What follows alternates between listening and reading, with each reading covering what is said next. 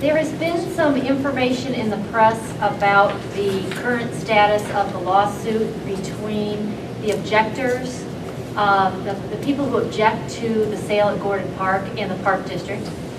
And the objectors provided to the Park District finally a settlement proposal.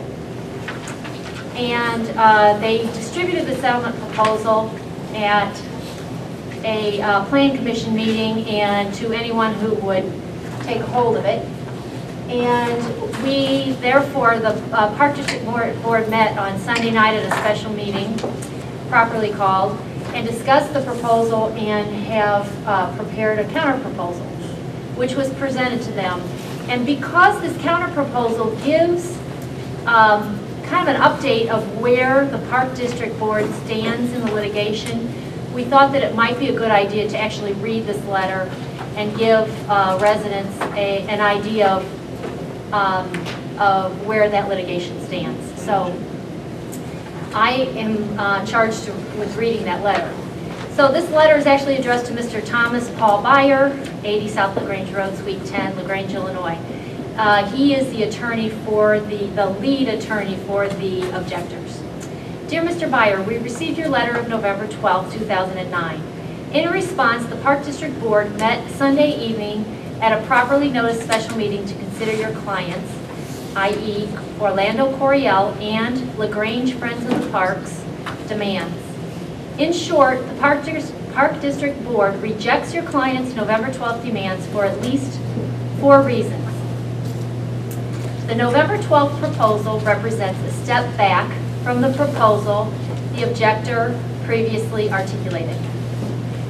Number 2, your clients make certain demands on the Park District that you know or should know the Park District cannot satisfy as a matter of law. 3, the Park District has no control over certain other demands.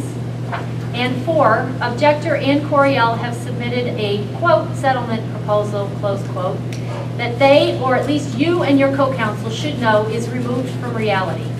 As such, it has become abundantly clear to us that the purported desire of objector and Coryell these past months to settle was and continues to be a delay tactic. To that end, on November 19, 2009, we intend to ask the court to schedule a hearing on the Park District's petition so that we can conclude this matter. That said, the Park District is not opposed to settlement of this dispute, much less engaging in further settlement discussions with objector and Coryell. Indeed, from day one, the Park District has sought a fair resolution of the above referenced proceedings that both meets the needs of the Park District and the citizens of LaGrange and appeases your client's purported concerns. But before engaging in any further discussions, objector and Coryell, as well as you and your co-counsel, also LaGrange residents, must commit to engaging in meaningful discussions that do not further waste the valuable time and resources of the Park District and its constituents. In an effort to facilitate meaningful, cost-effective discussions, the Park District, 1, responds below point by point to the 8 items set forth in your November 12th letter, and 2, offers a fair and reasonable counterproposal. In response to the November 12th offer, number 1, the Park District agrees with this provision. And the provision was that the Park Friends would withdraw their opposition to the sale of Parcel 2 as shown on the attached map by the Park District of LaGrange to ARP. Number 2, the Park District has no control over the density of ARP's development. Density is an issue for ARP in the village of LaGrange. We note, however, that any decrease in density will inevitably lead to a loss of important tax revenues earmarked for the Park District, the LaGrange school districts, and the LaGrange Library. And as you and your clients know, any such loss would be on top of the substantial loss in tax revenues that will result if the sale to ARP is limited to Parcel 2. That was in response to a demand the development be limited to 236 residential units and no more than 18,000 square feet of commercial space and a parking garage. Number 3, the Park District Board is committed to improving, expanding, and maximizing the park and recreation facilities, programs, and opportunities for the residents the board serves. The November 12th demand hinders, not facilitates that goal. Further, the Park District rejects this demand for the following additional reasons. A, this demand requires the Park District to enter into an illegal contract with objector.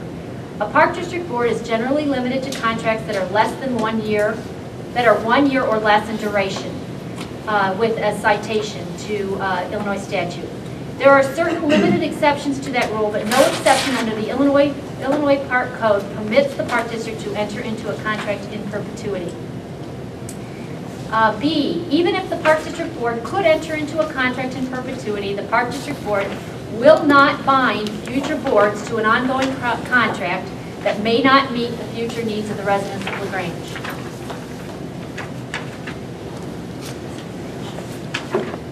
C, this demand would result in the Park District committing to the acquisition reserve an amount greater than the total amount of the funds it would have received from the transaction in the first place. In other words, your clients would have the Park District forego making any valuable improvements to Gordon Park and use the acquisition reserve fund that would otherwise be dedicated to Park District programs or needs. Aside from being illegal, this demand simply makes no sense.